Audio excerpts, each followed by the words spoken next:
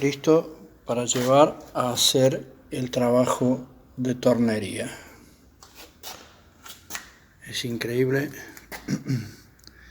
cómo se cortan estos ejes. Esta es la polea, la pudimos sacar después de bastante trabajo, un poco con la prensa, un poco con el extractor, pero salió. Y esta es la punta de eje, que está todavía con la chaveta, y ahí está la parte donde se corta.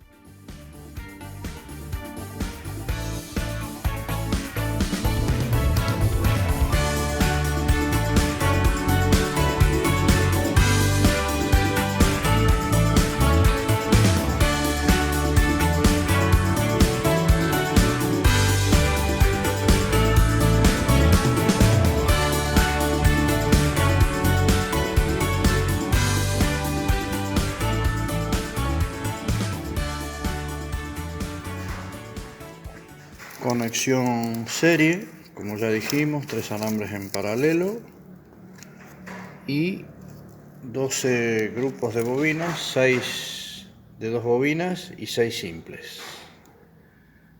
Ahí estamos. Lo vamos a dar vuelta y lo vamos a cortar para empezar. Bueno, una vez cortado, queda así.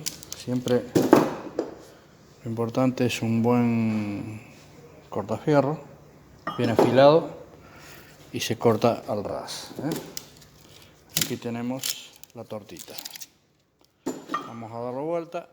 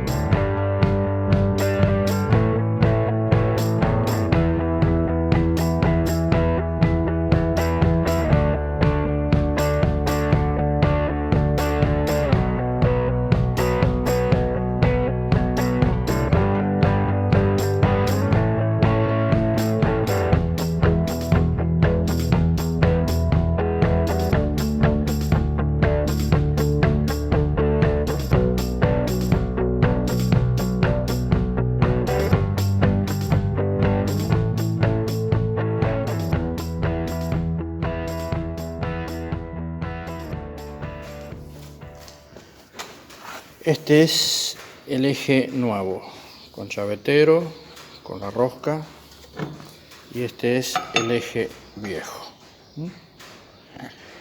El eje viejo, lo que quedó, se corta más o menos aquí, 20 milímetros, y este eje nuevo tiene 20 milímetros más y entra con un perno más o menos 30 milímetros más hasta acá.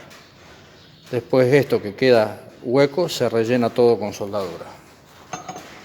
Así se hace para que no se vuelva a romper.